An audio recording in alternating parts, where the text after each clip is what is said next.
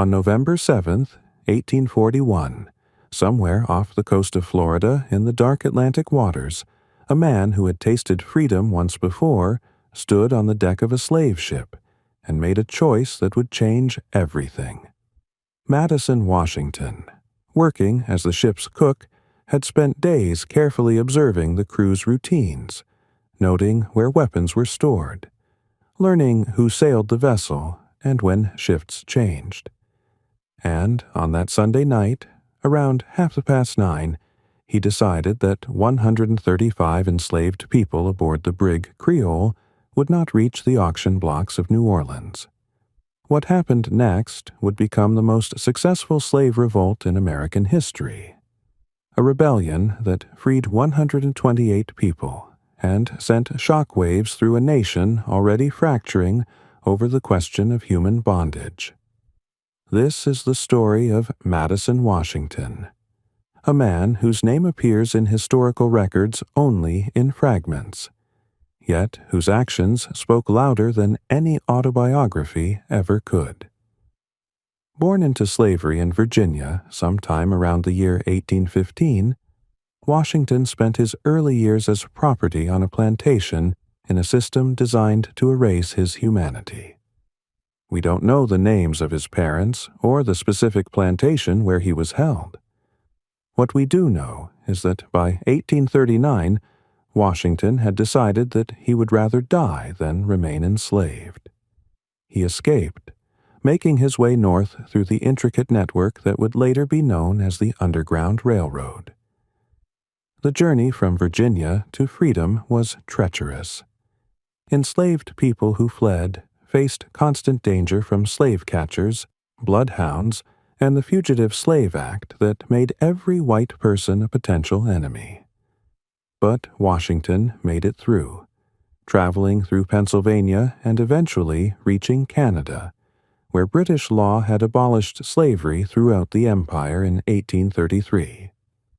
In Canada, he found work with a farmer named Mr. Dickinson, who later recalled Washington as a capable and determined man.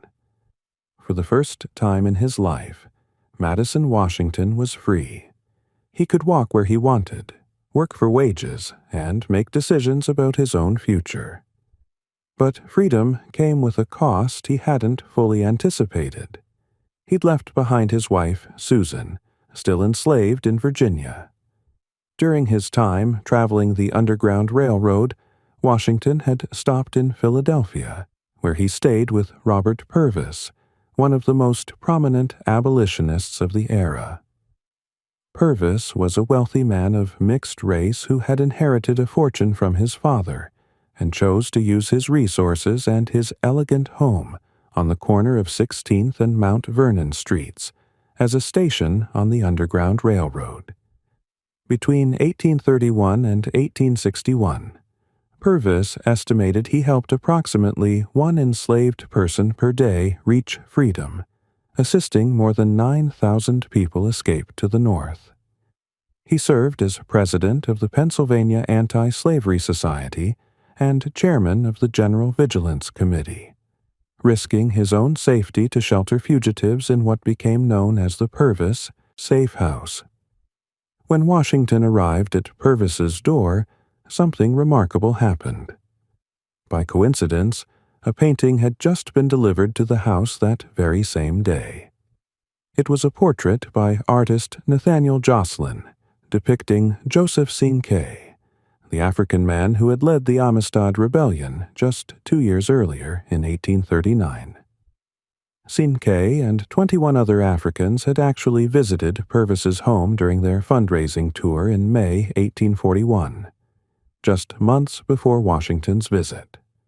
The painting captured Cinque as a hero of resistance, and Purvis had commissioned it specifically to confront viewers with the reality of successful rebellion against bondage. When Purvis told Washington the story of how Cinque and his fellow captives had taken control of the Spanish slave ship La Amistad and eventually won their freedom in a Supreme Court case, Washington absorbed every detail. Purvis later remembered that Washington drank in every word and greatly admired the hero's courage and intelligence. That portrait and that story would stay with Madison Washington. Here was proof that enslaved people could seize their own freedom at sea, that rebellion was possible, that British colonies offered sanctuary. But even with this knowledge and his own hard-won freedom, Washington could not stop thinking about Susan. Living as a free man in Canada while his wife remained enslaved became unbearable. He began saving money, hoping to buy her freedom, but the math was crushing. It would take approximately 5 years of wages to raise the amount needed. Washington made a decision that many who knew him tried to talk him out of. He would return to Virginia to free his wife himself. This was an extraordinary risk. Washington was a fugitive slave, and Virginia was one of the most dangerous places in the South for a black man, free or enslaved. The farmer Dickinson tried his best to persuade Washington to reconsider, to find another way, but Washington's mind was made up.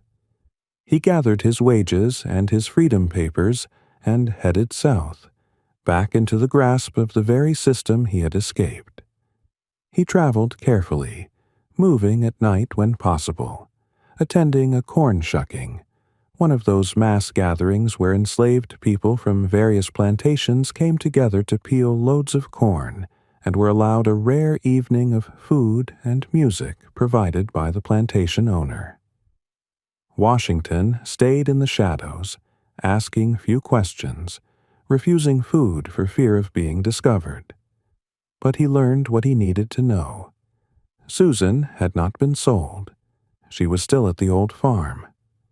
Eager to see his wife, Washington entered the perimeter of the farm where she was held. But he was spotted by an overseer. The alarm went up. 3 white men approached him, and Washington struck each of them in the face, knocking them unconscious. But there were too many. Eventually, Madison Washington was subdued, recaptured, and transported to Richmond. The freedom he had fought so hard to win was gone. And now, instead of buying Susan's freedom, he had doomed himself to be sold alongside her into the deep South, where slavery's cruelties reached their most extreme forms on the cotton and sugar plantations. In early 1841, Washington was sold to Thomas McCargo, a well-established slave trader operating out of Virginia. McCargo was part of the massive domestic slave trade that had emerged after the United States banned the international slave trade in 1808. With slavery abolished in the North but expanding rapidly in the Deep South, where cotton was king, traders like McCargo made fortunes buying enslaved people in the Upper South, where the tobacco economy was declining, and selling them to the booming plantations of Louisiana, Mississippi, and Alabama. This was a forced migration of staggering scale. In the decades before the Civil War, approximately 1 million enslaved people were transported from the Upper South to the Lower South, with roughly 2/3 of them moved by slave traders.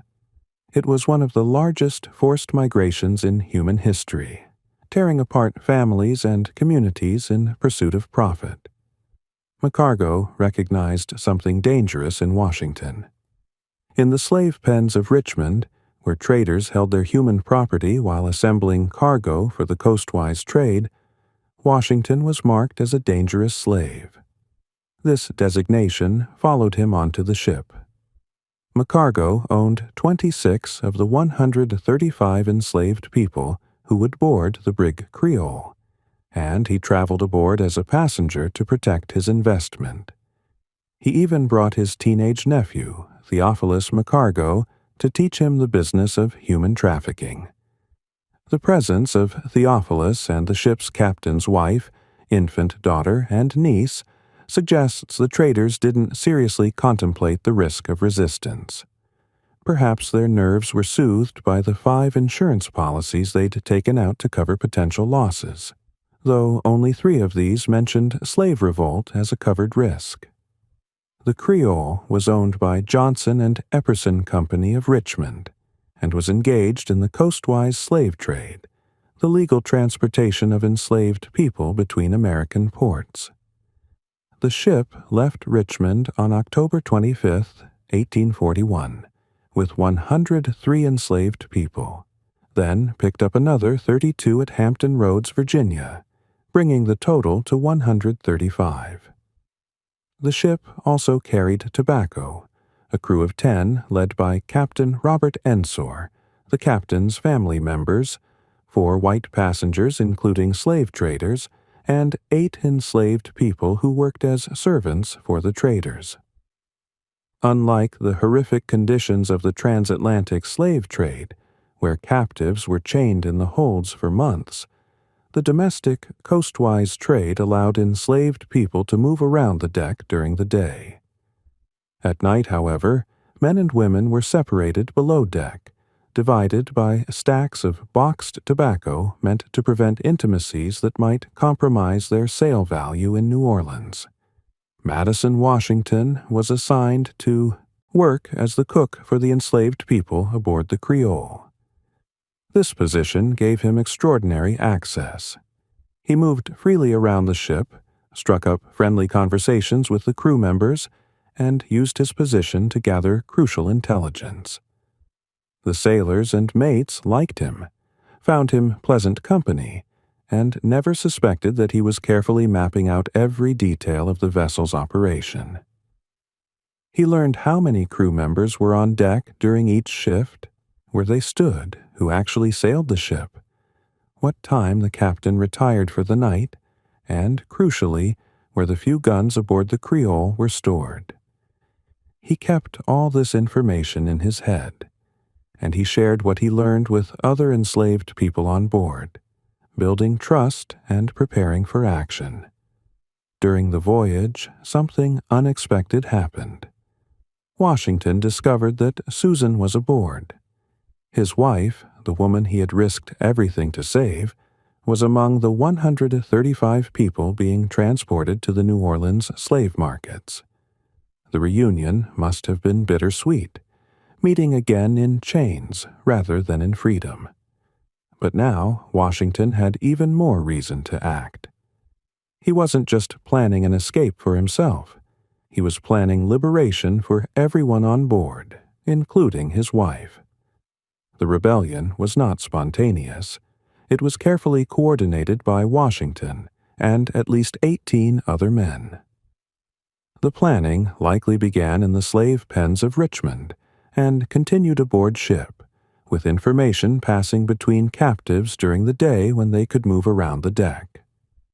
The enslaved people held in those pens came from different plantations, different backgrounds, but they shared the same destination and the same determination not to reach it. Washington's knowledge of the Amistad Rebellion gave him a template. He knew British colonies offered freedom. He knew ships could be taken. He knew rebellion was possible. Another man aboard, Ben Blacksmith, knew that enslaved people from the ship Hermosa had gained their freedom in the Bahamas just the previous year under similar circumstances, providing further proof that British law would protect them if they could reach Nassau. On Sunday night, November 7, 1841, about 1 week into the voyage as the Creole moved down the Florida coast, Madison Washington put his plan into action. Around 9:30, with most of the crew settled into evening routines, Washington and 18 other men began their rebellion. One of the crew had lifted the grate covering the hold, and Washington gained access to the deck. First Mate Zephaniah Gifford discovered what was happening and confronted Washington, but Washington shoved Gifford to the ground. Before Gifford could recover, he was shot and severely wounded. As the gunshot echoed across the ship, Washington called out to those below deck with words that would be remembered in depositions and testimony. "Come on, my boys, we have commenced. and must go through with it. The deck erupted into controlled chaos. While Gifford fled to alert the rest of the crew, 3 other enslaved men, led by Ben Blacksmith, pursued and killed the slave trader John R. Huell, who bled out in Thomas McCargo's cabin. Captain Robert Ensor was wounded but survived. 1 enslaved person was badly wounded and would later die from injuries sustained in the fighting.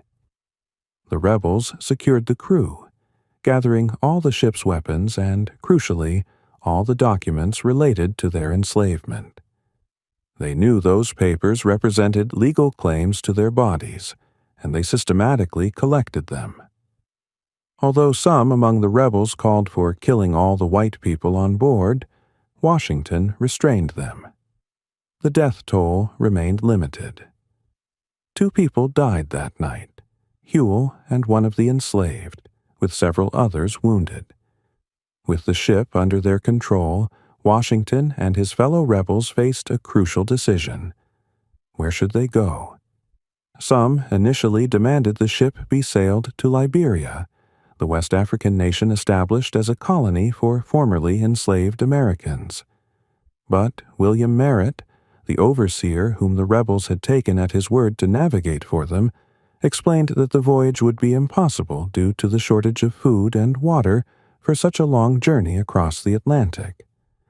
That's when Ben Blacksmith spoke up about the Hermosa and the British West Indies. They would sail to Nassau in the Bahamas, where British law had abolished slavery. The rebels forced Merritt and Gifford to take turns navigating the ship, forbidding them from speaking to each other without one of the rebels present. The compass was regularly checked by those among the rebels who could read it, ensuring they stayed on course. During the 2-day journey to Nassau, the power dynamics aboard the Creole were completely reversed. Captain Ensor and his family were eventually brought out of the hold and allowed back into their stateroom. Theophilus McCargo, the teenage nephew learning the slave trade from his uncle, was brought out of the hold and stayed locked in his room, watched over by an elderly enslaved man named Lewis, who belonged to Thomas McCargo. The 19 rebels and the remaining white crew and passengers took their meals together in the cabin, where they also slept. The segregation that had defined life aboard the ship was gone.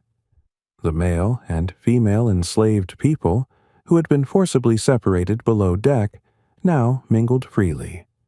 Madison Washington had been reunited with Susan, and they could finally be together as husband and wife without chains between them. As the Creole approached Nassau on the morning of November 9, 1841, the rebels made a strategic decision. They jettisoned their weapons into the sea and began to mix among the other captives, trying to blend in and obscure who had led the rebellion. Despite British law recognizing African Americans as free persons, no one could be certain how colonial authorities would respond when they learned the ship had been taken by force. When a pilot boat came out to meet the brig, its crew were all local black Bahamians. They immediately told the enslaved people aboard the Creole that under British law they were free and advised them to go ashore at once. This was an extraordinary moment. Black Bahamians, many of them formerly enslaved themselves or descended from liberated Africans, welcoming and protecting those who had just freed themselves at sea. Captain Ensor was badly wounded, so the Bahamian quarantine officer took First Mate Gifford to inform the American consul of the events. At the consul's request, the British governor of the Bahamas ordered a guard to board the Creole to prevent the escape of the men implicated in Huell's death. The soldiers who came aboard were from the West India Regiment, and, apart from their captain, they were all Africans. Like many inhabitants of Nassau, they had been shipped from West Africa as enslaved people, interdicted by the British Navy enforcing the slave trade ban, and landed in the British West Indies as liberated Africans. In the 3 decades before 1841, as many as 5,000 such recaptives had been landed in the Bahamas. Now, these formerly enslaved soldiers were protecting newly freed people, creating a solidarity that alarmed the Americans on board. The British authorities in Nassau took Madison Washington and his 18 conspirators into custody under charges of mutiny. The remaining 116 enslaved people were immediately allowed to leave the ship as free people. Local Bahamians surrounded the Creole in small boats, and once the Attorney General gave permission, they provided passage to those who wished to go ashore. Most did so eagerly, stepping off that ship as free people. Some stayed in Nassau, while others took passage to Jamaica, another British colony. The New Providence authorities even arranged for a ship bound for Jamaica to transport passengers there for free, and announced it in the local newspaper. Only 5 people, 3 women, a young girl, and a boy, chose to remain aboard the Creole. They sailed with the ship when it continued to New Orleans and were sold back into slavery. We'll never know why they made that choice, what fears or circumstances kept them from accepting freedom. The American consul in Nassau was furious and immediately began pressuring British authorities to return the enslaved people and extradite the rebels. The United States government, led by Secretary of State Daniel Webster, launched a diplomatic campaign to force Britain to hand over what Americans considered stolen property. The case created serious tensions between the two nations. Southerners were outraged at the loss of property and demanded compensation. The incident occurred during negotiations for the Webster-Ashburton Treaty of 1842, which settled various boundary disputes between the United States and British North America. But the Creole case was not directly addressed in that treaty. The question of extradition was carefully navigated. The treaty settled on 7 crimes qualifying for extradition, but notably, slave revolts were not included. The 19 rebels remained in custody in Nassau, while the diplomatic wrangling continued and American pressure mounted. But British authorities stood firm. On April 16, 1842, the Admiralty Court in Nassau held a special session to hear the case. The court ruled in favor of Madison Washington and his 17 surviving conspirators and ordered them freed. One had died while in custody, bringing the rebellion's total death toll to 3, 1 crew member and 2 enslaved people. The court's decision was final. The men who had taken the Creole walked free under British law. In total, 128 enslaved people gained their freedom as a result of the rebellion, making it the most successful slave revolt in United States history. The diplomatic and legal battles continued for years after the rebels were freed.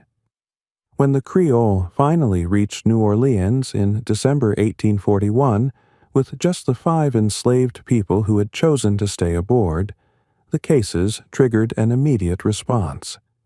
Enslavers who had lost their human cargo sued insurance companies in New Orleans.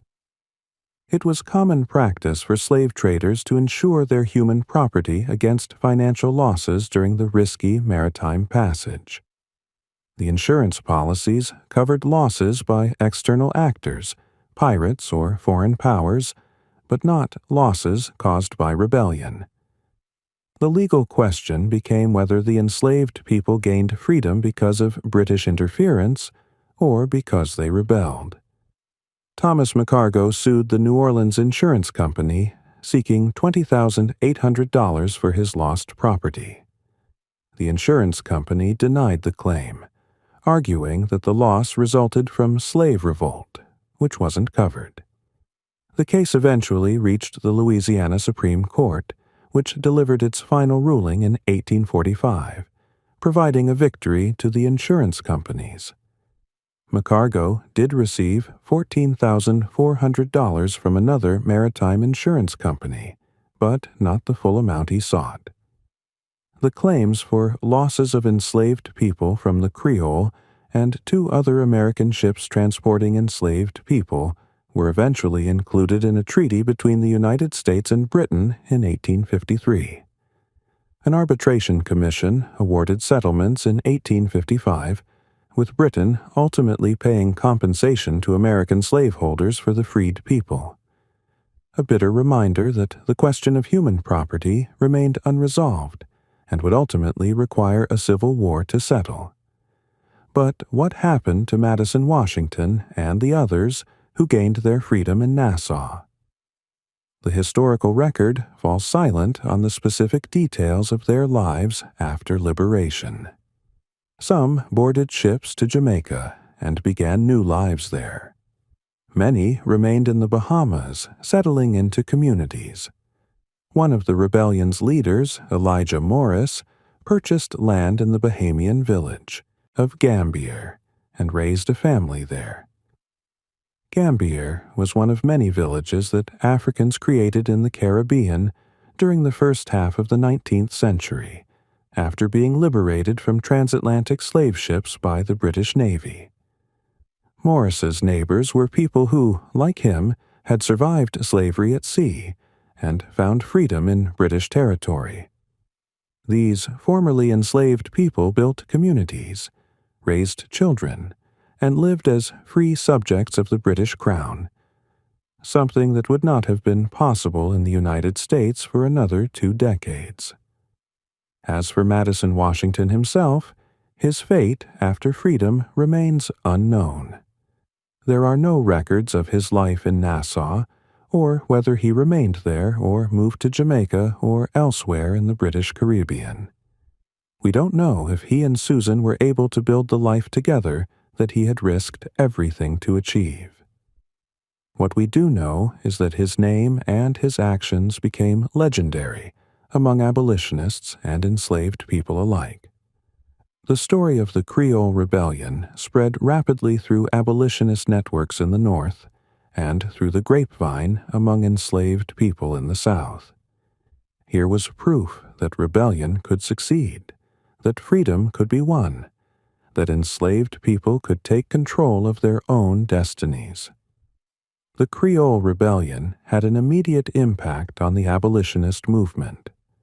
Just 2 years after the revolt, at the National Convention of Colored Citizens in Buffalo, New York, in August 1843, a young minister and newspaper editor named Henry Highland Garnet delivered a speech that would become one of the most controversial addresses in abolitionist history. Garnet was only 27 years old, but he had escaped slavery with his family as a child and had become an advocate of militant abolitionism. His speech, titled An Address to the Slaves of the United States, called for enslaved people to refuse to work, to demand their freedom, and to resist with force if necessary. This was radical. Many abolitionists, including William Lloyd Garrison and Frederick Douglass at that time, believed in moral suasion, the idea that slavery could be ended through appeals to conscience and religion rather than violence. In his Buffalo address, Garnet invoked Madison Washington by name, placing him in a constellation of heroes alongside Denmark Vesey, Nat Turner, and Joseph Cinque. Garnet's words rang out. The patriotic Nathaniel Turner followed Denmark Vesey. He was goaded to desperation by wrong and injustice. Next arose the immortal Joseph Cinque, the hero of the Amistad. He was a native African, and by the help of God he emancipated a whole shipload of his fellow men on the high seas. Next arose Madison Washington, that bright star of freedom, and took his station in the constellation of true heroism. He was a slave on board the brig Creole of Richmond, bound to New Orleans, that great slave mart, with 104 others, 19 struck for liberty or death. But one life was taken, and the us whole were emancipated, and the vessel was carried into Nassau, New Providence. Garnet's speech was so radical that it was rejected by the convention by a single vote. Frederick Douglass himself argued against it, saying it was too warlike and might endanger those delegates who lived near the borders of slave states.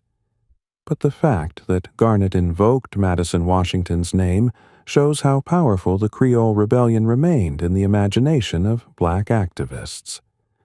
Washington had done what many thought impossible. He had not only freed himself, but had freed more than 100 others. His rebellion succeeded where so many others had failed or resulted in terrible retribution. Frederick Douglass, who initially opposed Garnet's militant stance, would eventually change his views. By 1852, Douglass had broken with William Lloyd Garrison and the philosophy of nonviolent moral suasion. When the Rochester Ladies' Anti-Slavery Society asked Douglass to contribute a short story for their anthology Autographs for Freedom, Douglass chose to write about Madison Washington. The result was a novella titled The Heroic Slave, a heartwarming narrative of the adventures of Madison Washington in pursuit of liberty. It was published in 1853 by John P. Jewett and Company, Douglass's first and only published work of fiction. In a deliberate contrast to Harriet Beecher Stowe's Uncle Tom's Cabin, which had been published the previous year and portrayed the enslaved as passive sufferers awaiting white salvation, Douglass created a dark-skinned black hero who was intelligent, brave, and willing to use violence in the service of freedom. Douglass's novella was a fictionalized account that filled in details history hadn't recorded. He imagined Washington's early life, his escape to Canada, his relationship with white abolitionists, and his return for his wife. The fictional elements were romantic and heroic, placing Washington firmly in the tradition of American revolutionary heroes. But the core of the story remained true. Madison Washington led a successful rebellion aboard a slave ship and freed himself and others. Douglass described his fictional Washington as having the head to conceive and the hand to execute, countering racist stereotypes that portrayed black people as incapable of leadership or strategic thinking. The novella's final section featured a white sailor defending Washington's actions, acknowledging that the rebels had done what Americans celebrated their own founding fathers for doing, striking for liberty. The novella was part of a broader literary response to the Creole Rebellion. William Wells Brown and Lydia Maria Child also wrote fictional accounts, each telling the story differently, but all recognizing Madison Washington as a figure worth celebrating and remembering. These literary works ensured that Washington's name remained known in abolitionist circles, even as the man himself disappeared into the freedom he had won. The story served multiple purposes for the abolitionist movement. It provided a counter-narrative to pro-slavery arguments that enslaved people were content or incapable of self-determination. It demonstrated that rebellion could succeed without massive bloodshed. And it showed that British law offered real sanctuary, which put pressure on the United States to address its own contradictions. The Creole Rebellion also influenced American foreign policy and domestic politics in ways that reverberated for decades. The case highlighted the fundamental contradiction at the heart of American democracy, a nation founded on principles of liberty that permitted and protected slavery. When the Creole reached British waters, American law ceased to have force. The enslaved people aboard weren't property under British law. They were human beings entitled to freedom. This created an impossible situation for American diplomats trying to argue that Britain should return stolen property when Britain didn't recognize humans as property in the first place. The diplomatic tensions revealed how slavery had become the defining issue of the era, affecting not just domestic politics but international relations. The rebellion aboard the Creole came at a crucial moment in American history. The 1840s saw increasing tensions between North and South over slavery's expansion into new territories. The Compromise of 1850 would attempt to settle some of these disputes, but would only delay the inevitable conflict. The Fugitive Slave Act, passed as part of that compromise, would make it even more dangerous for escaped enslaved people in the North, requiring citizens to assist in their capture and denying fugitives the right to a jury trial. The Kansas-Nebraska Act of 1854 would further inflame tensions by allowing new territories to decide the slavery question for themselves, leading to violent conflict.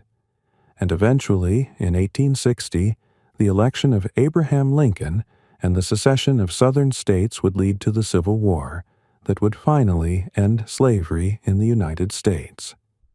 Madison Washington didn't live to see the Civil War or emancipation, at least not that we know from the historical record. But his actions in 1841 were part of the long struggle that made emancipation possible. Every act of resistance, from individual escapes to organized rebellions, chipped away at slavery's foundation. Every successful revolt demonstrated that enslaved people were not passive victims, but active agents in their own liberation. Every case like the Creole that embarrassed the United States on the world stage or created diplomatic complications made slavery harder to sustain. Washington and his fellow rebels didn't end slavery, but they struck a blow for freedom that inspired others and showed what was possible.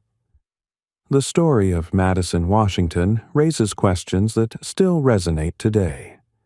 What does freedom mean? What is worth risking to achieve it? How do we remember those who fought for justice when the historical record is incomplete? Washington's biography exists mostly in gaps and fragments. We don't know where exactly he was born or who his parents were. We don't know the details of his childhood or what specific experiences shaped his determination to be free. We don't know what happened to him after he was liberated in Nassau, or if he and Susan lived out their lives together. The archive is silent on these questions because enslaved people's lives were deliberately erased by a system that refused to recognize their humanity. But we do know the essential truth of Madison Washington's story. He was a man who escaped slavery, tasted freedom, and then made the extraordinary decision to return to bondage rather than live free while his wife remained enslaved. That decision speaks to a profound love and a sense of moral obligation that transcends historical details. When he was recaptured and faced with being sold into the Deep South, Washington didn't accept his fate. Instead, he organized one of the most successful slave rebellions in American history. He studied the ship, built trust with his fellow captives, inspired 18 men to risk everything alongside him, and successfully seized the Creole. He navigated the complex dynamics of rebellion, preventing unnecessary violence while ensuring success. He forced the ship to British waters where he knew freedom awaited, and when British law freed him and his companions, he walked off that ship into a new life. We remember Madison Washington today, not because he wrote an autobiography or left behind letters or gave speeches that were recorded for posterity. We remember him because he acted. In a system designed to crush resistance, he resisted. In a world that told him he was property, he claimed his humanity. In a nation that denied his right to freedom, he seized it anyway and brought more than 100 others with him. His rebellion succeeded where so many failed because he combined courage with strategic thinking, because he built solidarity among those who had been deliberately isolated from each other, because he knew that British law offered possibilities that American law denied. The Creole Rebellion stands out in American history because of its success rate. Most slave rebellions in the United States were suppressed with terrible violence. Nat Turner's rebellion in 1831 resulted in the deaths of approximately 55 to 65 white people, but led to the execution of about 56 black people and the murder of approximately 200 more in retaliation.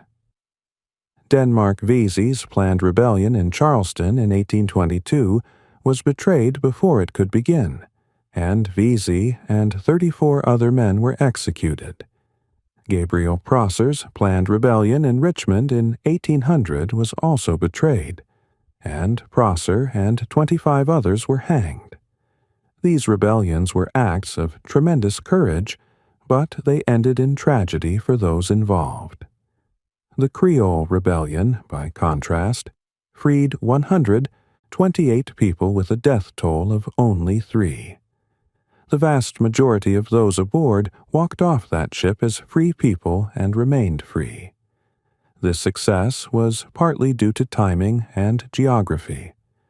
The rebellion occurred at sea, away from the overwhelming force that could be brought to bear on land rebellions. The proximity to British territory meant freedom was achievable within days, rather than requiring an impossible journey across hundreds of miles of hostile territory. The knowledge that British law had already freed people from the Hermosa the previous year gave the rebels confidence that their plan could work. And Washington's leadership, informed by his knowledge of the Amistad Rebellion and his careful intelligence gathering aboard the Creole, made the difference between chaos and effective action. But success was also due to solidarity. 19 men worked together, trusting each other with their lives, coordinating their actions, supporting each other through fear and doubt. That solidarity made liberation possible. The legacy of Madison Washington extends beyond the immediate liberation of 128 people. His story became part of the arsenal of arguments that abolitionists used to attack slavery's legitimacy. If enslaved people could organize such a rebellion, demonstrate such intelligence and courage, and successfully navigate to freedom, how could anyone argue they were naturally suited to bondage? If British law immediately recognized them as human beings worthy of freedom, how could American law continue to classify them as property? The Creole case forced these questions into public debate and into diplomatic negotiations between two powerful nations. It couldn't be ignored or dismissed as an isolated incident because it created international complications that required government-level responses. Washington's story also became part of the cultural mythology that sustained enslaved people and free black communities through the dark years leading up to the Civil War. Knowing that Madison Washington had done what he did, that the Creole Rebellion had succeeded, gave people hope. It provided a counter-narrative to the propaganda that enslaved people were content, or that resistance was futile. Parents told their children about Madison Washington. Preachers referenced him in sermons. Activists invoked his name in speeches. Writers fictionalized his story to reach wider audiences. And through all of this, the essential truth remained. Freedom could be seized. Oppression could be overcome. Solidarity could win. When we think about Madison Washington today, we're thinking about someone who lived more than 180 years ago, whose life is documented only in fragments, who existed in a world we can barely imagine.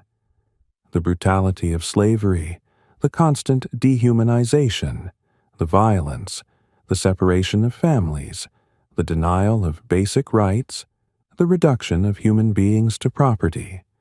All of this is difficult to fully comprehend from our vantage point. But what we can understand is the fundamental human desire for freedom that drove Madison Washington to risk everything. That desire is universal and timeless. It's what makes his story still matter. We should be clear about what Madison Washington's story is and what it isn't. It isn't a story about slavery being somehow less terrible because some people resisted. The system was horrific regardless of resistance. It isn't a story that suggests enslaved people who didn't rebel were somehow less courageous. The vast majority of enslaved people never had the opportunity Washington had, and many engaged in other forms of resistance that don't show up in dramatic historical narratives. Resistance took many forms, from work slowdowns to cultural preservation, to individual escapes, to poisoning overseers, to breaking tools, to feigning illness.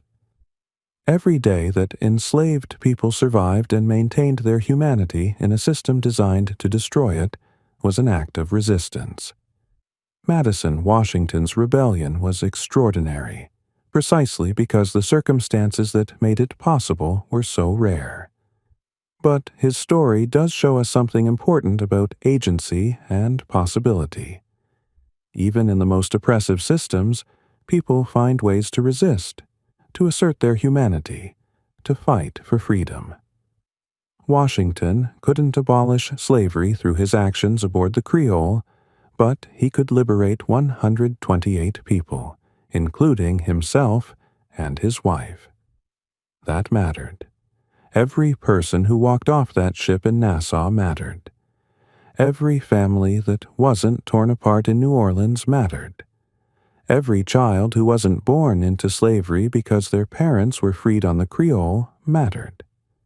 Washington's rebellion didn't change the entire system, but it changed everything for the people it touched directly. The question of what happened to Madison Washington after he gained his freedom in Nassau remains one of history's frustrating mysteries. Did he remain in the Bahamas or move to Jamaica? Did he and Susan build the life together that he had risked so much to achieve? Did they have children who grew up free?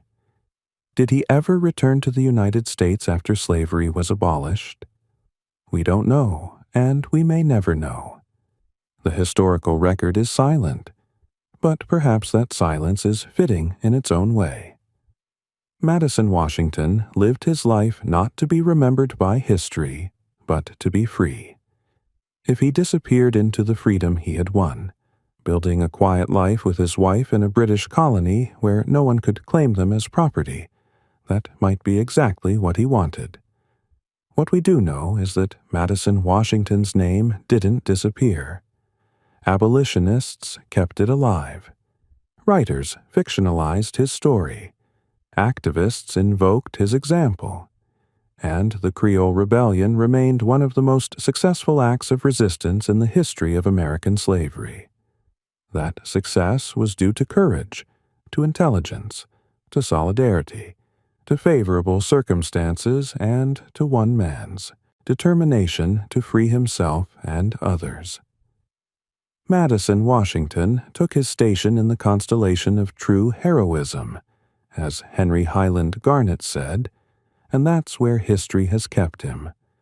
A bright star of freedom whose light still reaches us across the centuries, reminding us that oppression can be resisted, that freedom can be won, and that one person's courage can change the lives of many. The brig Creole sailed into Nassau on November 9, 1841, carrying 135 enslaved people. Days later, 128 of them walked off that ship as free people. That transformation from enslaved to free, from property to person, from bound to liberated, happened because 19 men, led by Madison Washington, decided that Sunday night in November that they would risk everything to change their fate. Their rebellion succeeded. Their courage paid off. And their story endures, not because it was recorded in perfect detail, but because it mattered then and it matters now. A testament to the unbreakable human desire for freedom and the extraordinary lengths people will go to achieve it.